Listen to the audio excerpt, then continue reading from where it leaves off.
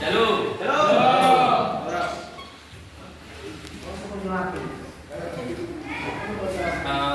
Firman kita pada hari ini diambil dari 1 Tesalonika 5 ayat 17. Berapa, Bang? 1 Tesalonika 5:17. Kalian bisa buka Alkitab maupun Alkitab kalian. 1 Tesalonika 5 ayat 17. Ini ayat terpendek di Alkitab.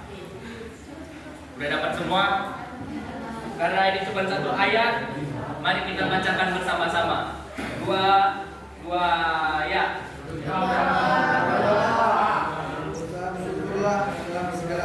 Ayat 17, Pak. Ayat 17.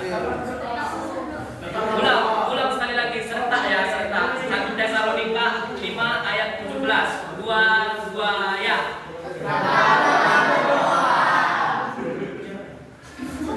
Ya. Jadi kenapa saya memilih bahan ayat ini?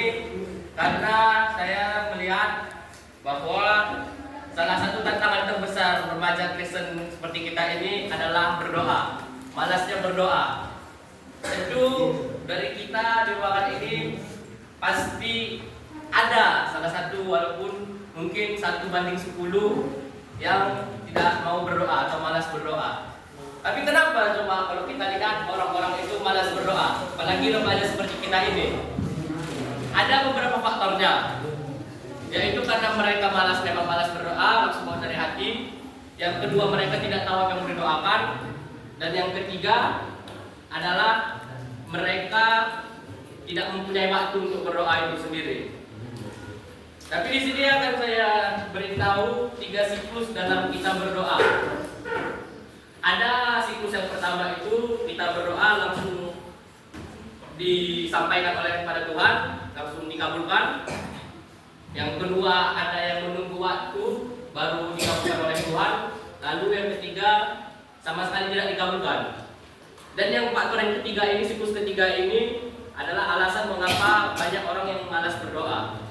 Karena mereka tidak tahu kenapa mereka berdoa tapi tidak dikabulkan. Padahal Tuhan sudah jelas mengatakan, ketuklah maka akan dibukakan, dan carilah maka akan kamu mendapatkannya. Tapi setelah mereka berdoa, mereka mengharapkan sesuatu dari doa itu, mereka sama sekali tidak mendapatkannya. Kita tahu kalau doa itu adalah napas percaya orang Kristen. Jadi ibaratnya tanpa kita bernapas ini kita akan mati, tetapi secara rohani, bukan secara jiwa. Karena kita napas orang berdoa Kristen itu adalah berdoa. Di teks 1 Tesalonika 5 ayat 17 ini tadi, tetaplah berdoa dalam apapun situasinya, susah ataupun senang. Karena dengan berdoa itulah kita berinteraksi kepada Tuhan supaya mendapatkan jalan yang baik. Tapi pernah nggak dari kalian, bukan pernah, ada nggak dari kalian yang hari ini udah berdoa selain di PA ini? Mungkin di rumah, puji Tuhan ya. Mungkin tadi pas satu mau masuk jam pelajaran atau pulang jam pelajaran sekolah. Di rumah ada berdoa? Mau makan juga ya? Dan minimal kalau kita berdoa itu berapa kali ya? Rasionalnya aja. Kita bangun pagi berdoa, sarapan pagi berdoa, mau pergi sekolah mungkin berdoa juga, lalu makan siang di rumah, malam mau tidur. 6 kali setidaknya kita berdoa dalam satu hari. Tapi apakah semalam-semalam yang sudah lewat teman-teman sudah melakukan itu, sudah 6 kali berdoa dalam satu hari? Tidak. Mungkin nanti setelah dari sini, besok dan seterusnya minimal 6 kali aja. Teman-teman berdoa, kita berdoa di sini, nanti di rumah untuk kesadaran diri sendiri aja. Karena tadi itu doa itu merupakan nafasnya orang Kristen. Lalu di sini kalian pasti bertanya-tanya bagaimana cara berdoa. Kenapa makanya banyak orang yang tidak mau berdoa?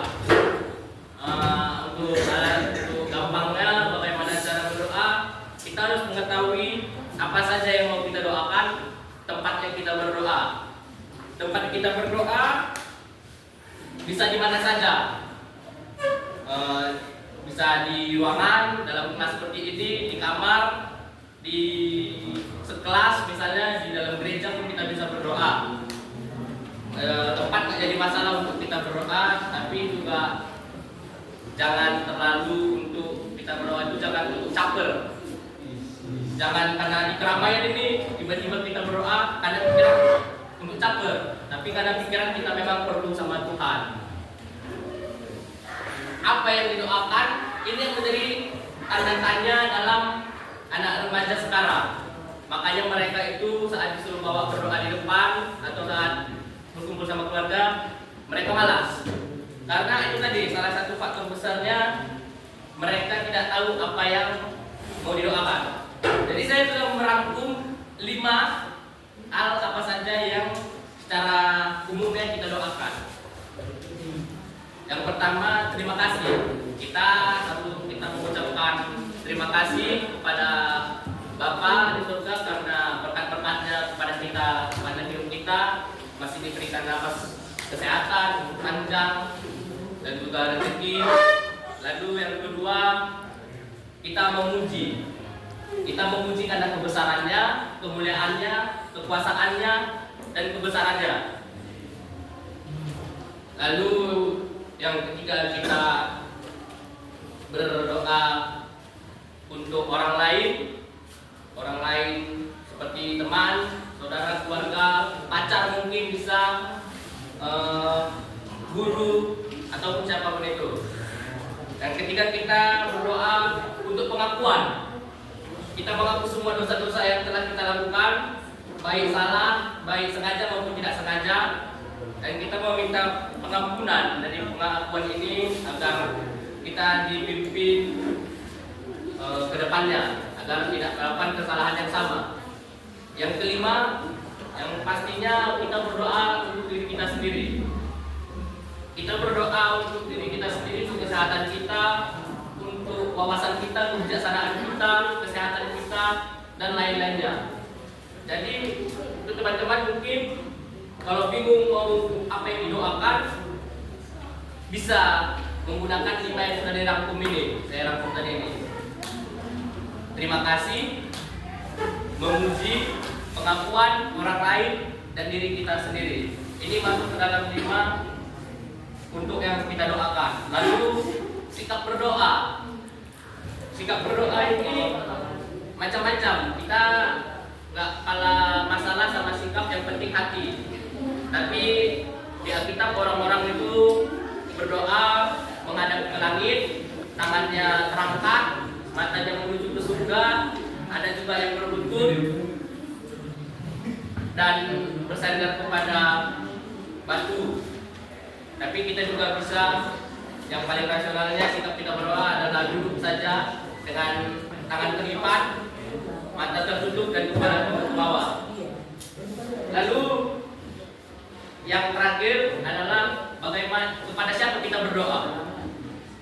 Ini juga banyak orang yang melakukan kesalahan karena kepada siapa kita berdoa ini orang sering sekali salah mengartikannya. Kita berdoa kepada alam semesta, ke pohon, ke batu, ke Roh Kudus, ke Bunda Maria, tapi kita berdoa kepada satu yang esa, Allah Bapa. Karena ada 3 tunggal, Allah Anak, Allah Roh, dan Allah Bapa. Kita berdoa kepada Allah Bapa melalui di dalam nama Yesus Kristus dan dilalui oleh Roh Kudus. Kita juga tidak berdoa kepada orang-orang suci, murid-murid Tuhan Yesus, tapi kita hanya berdoa di dalam nama Yesus kepada Bapa. Ke Bapa itulah kita berdoa.